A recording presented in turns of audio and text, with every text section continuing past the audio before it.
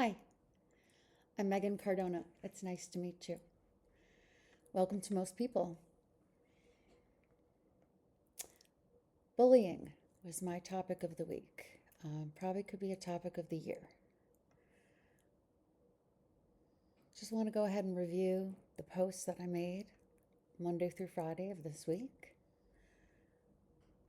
talk about them, give some context um, based on my own personal experience. So we started off on Monday saying most people have experienced bullying. And we have. You don't have to be a direct victim.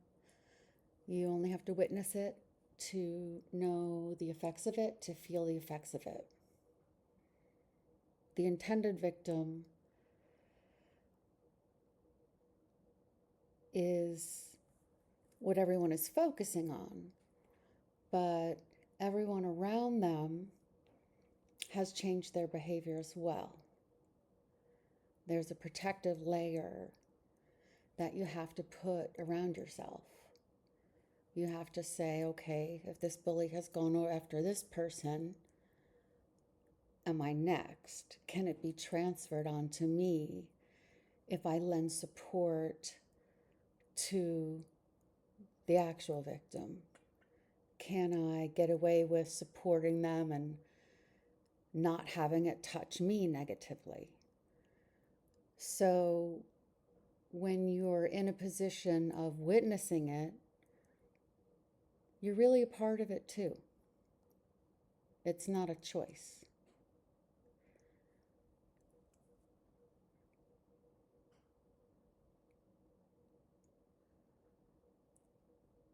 Most people are intimidated by bullies. That's very typical. You figure the kid on the playground, right? The big kid picking on the little nerd or the little, I hate to say nerd because I love nerds, um, but picking on a less strong child, a smaller built child who can't quite, reach the same level as the larger kid could, and obviously become everyone's place to place some uh, some hurt, actually. Uh,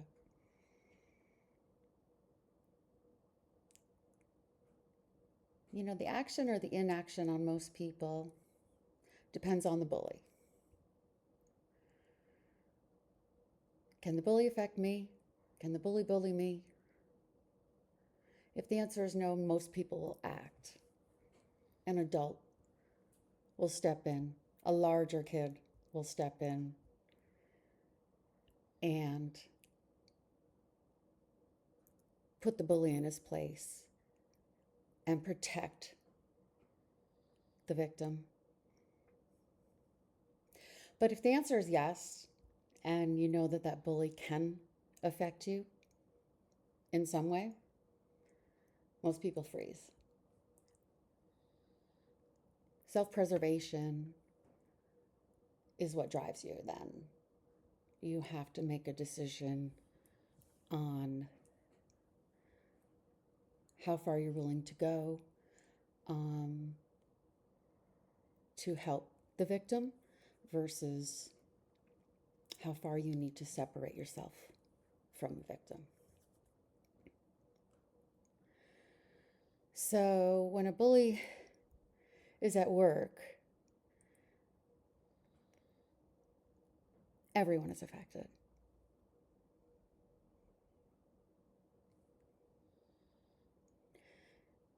I was bullied in seventh grade.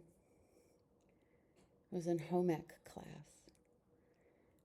There was this girl, she might have been a year or two older than me, and we were in a joint class doing sewing and baking cookies. And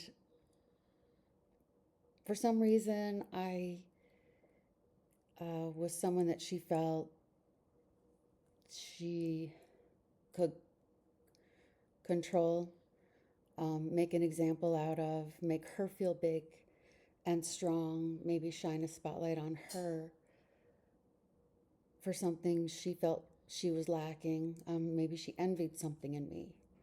Maybe I was just having fun in home ec class and she didn't like it. The source of, her reasons for coming after me is irrelevant. You're never going to fix a bully. But the question for the victim is, what did I do? what do I need to fix? How did I offend this person to make them react? And the actual act itself was, I was walking down the hall and she was behind me and pulled my hair, pulled me back. And luckily, a big sister of a friend of mine was nearby, intervened, and saved me. But why does someone go to the level of physical attack? And isn't that the ultimate question? Oh, that was a long time ago. I haven't thought about that in a long, long time. You think about it as a single event. I'm over that, right? And that's rare because bullying is usually a continual exercise. It can involve more than one person as the bully. It's not always one-to-one. When you're chosen as a target, if your bully has friends who can help bring you down, it becomes a formal campaign. By definition, it's called mobbing. And a victim is chosen because they have something special about them. Maybe a certain disadvantage or liability that can gain the support of others. It's a good bet to go after this person, right?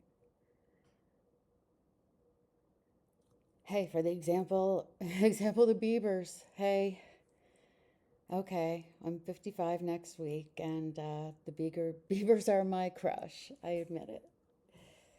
I don't have kids. I'm the youngest of 3. So sometimes I feel I could really be a big sis to the Biebs. He has to be the adult and the oldest and the first one to go through everything. And I would just love to see him have someone to lean on, and gives him what he is to so many.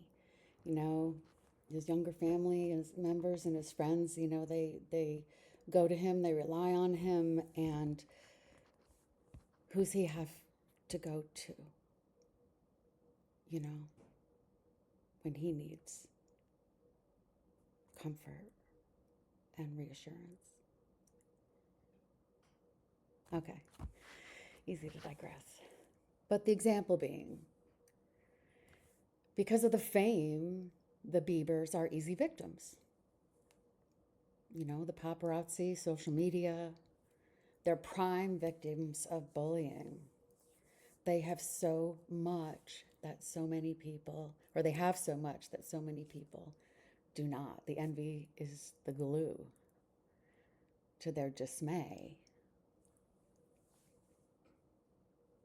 The support to hurt them is greater than their ability to fight them off.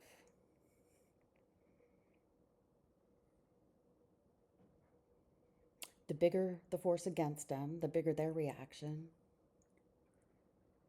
and the cycle continues.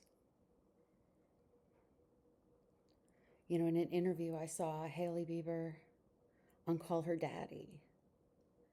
And she said, the win in all of this is that, no one can take anything from me.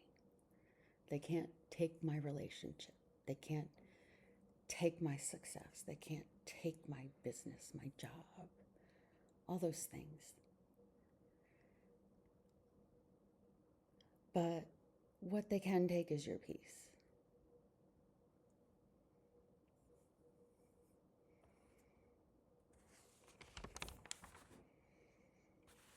what it boils down to.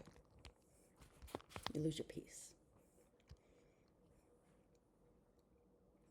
So the Beavers aside, back to my reality. Although it's not so different. For me, in my most recent experience of bullying, my weakness was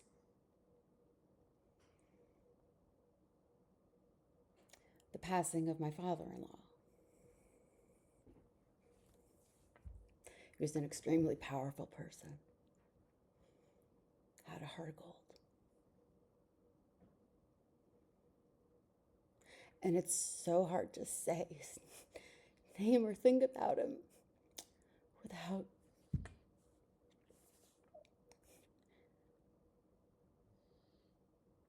remembering his theme, his guiding statement. Treat people fairly and the rest will take care of itself. It's so freaking powerful. And it's so freaking simple. So easy.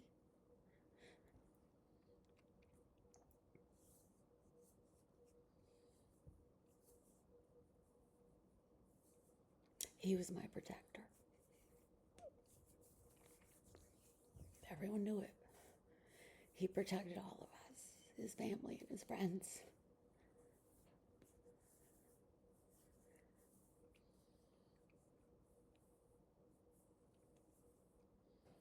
But in his death,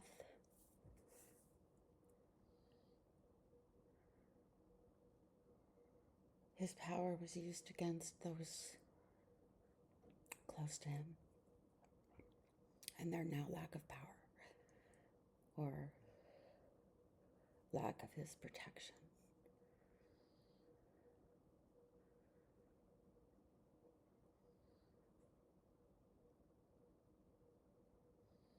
You know, the sentiment was, you know, he's dead.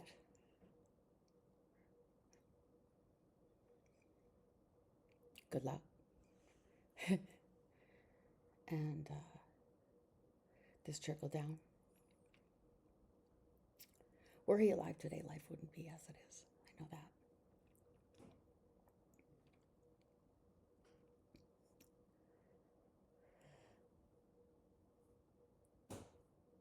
So this position of compromise, okay? You're weak. They're strong. So that's your liability. They can control more about you than you can.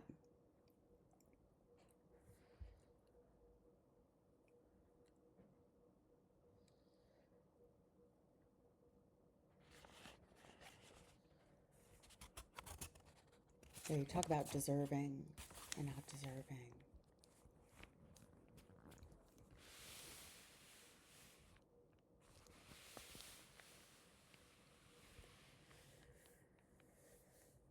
It's been a struggle, lifelong struggle for both my husband and I to be recognized as, you know, worthy, deserving of, if you want to call it any kind of success.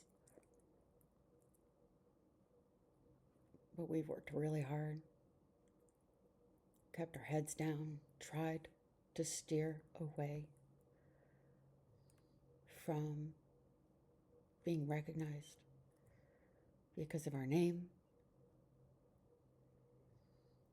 tried to work as hard as we could so our performance was what mattered, what stood out, what people recognized.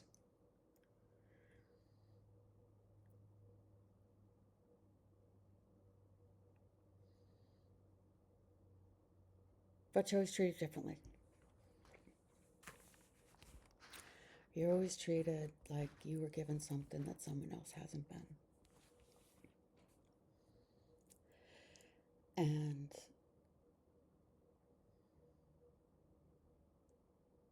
once you're a victim of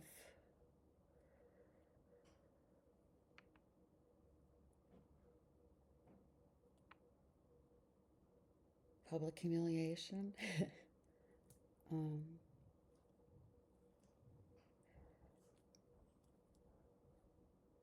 you feel like you're damaged goods, right?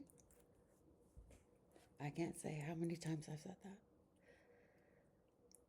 I feel like damaged goods. And like it's no one can see anything but the scars and what remains from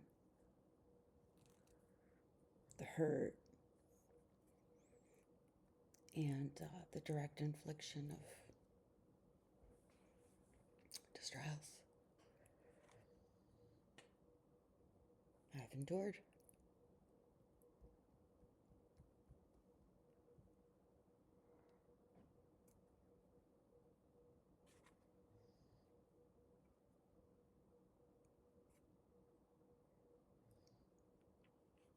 The losses of friendships. Watching people you care about being used to hurt you. Seeing them have to fall in line to save themselves because of you. And what did you do? Again, it always comes down to what did I do?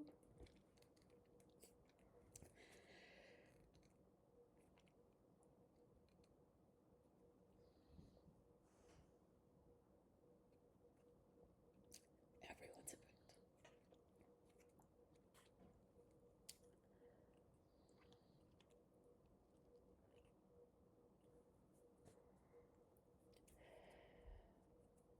My peace is gone.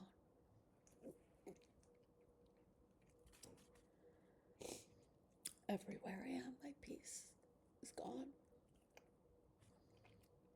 I don't know how to get it back. I need to figure it out.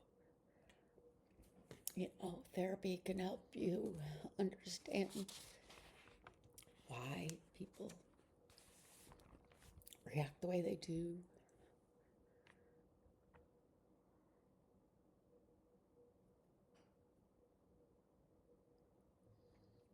You can understand it all. It's human nature. But what you never understand is the why. Is the why. I'm trying. So, you know, I created most people, right? I'm trying to find a purpose in all of this. I'm trying to find out why this has happened and how I can use it. Because I can't find the sense in it. And if I can make a difference for one person, I know that sounds so cliche. I don't have my own person.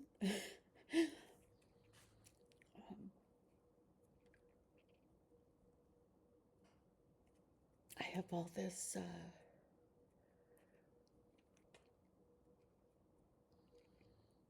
I don't even know whether to call it wisdom, but it's what I've been through. And it's heavy, and I need to unload it.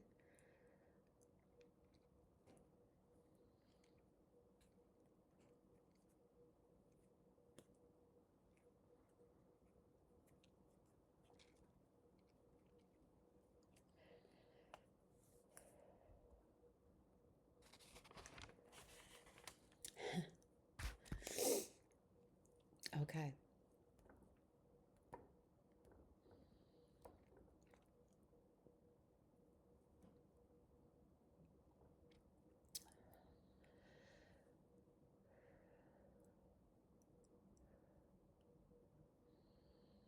You must remember most bullies are not smart.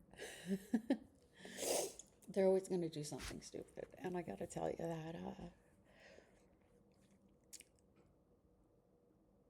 it helps when you see others see it. They may never see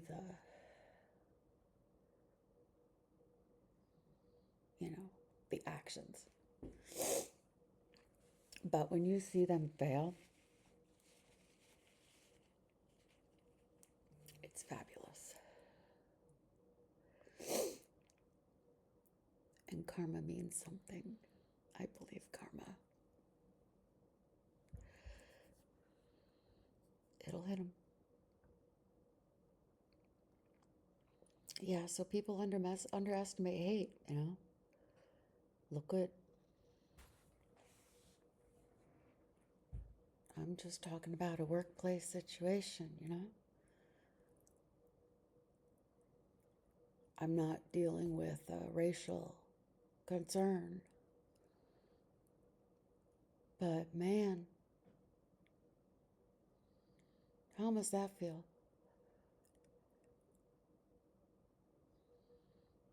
You're born here on this planet. We're all just here on this planet. We're all just here on this planet. I've been saying that since I was a kid. Why can't we're just here? Why aren't we just trying to survive? Never understood.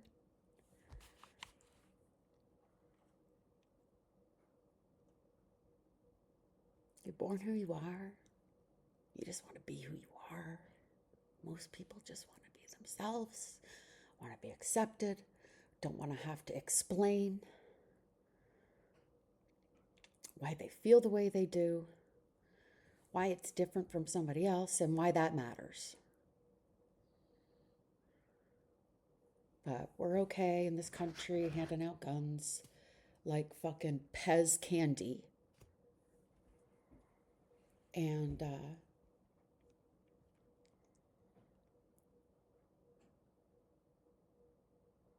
it's disgusting. It's disgusting. And people are forever changed by this. I mean, think about this poor gal who was a student and is on the streets, and because she participated in an op-ed about supporting Palestinians, she is in Louisiana in a jail. Free America. Free speech. I've been guided my whole life by people telling me to keep my mouth shut. For my own protection, right?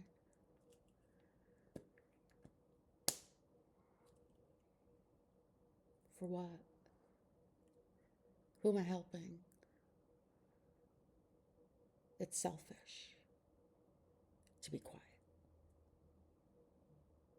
It's selfish to think you can walk through this life unaffected.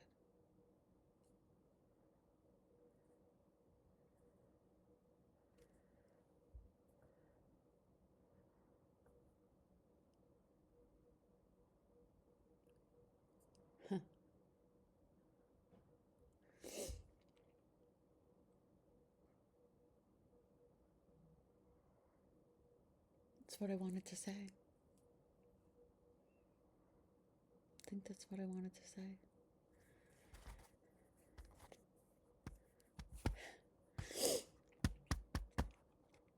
Thanks for listening.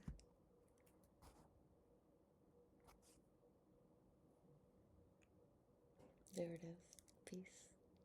Love you guys.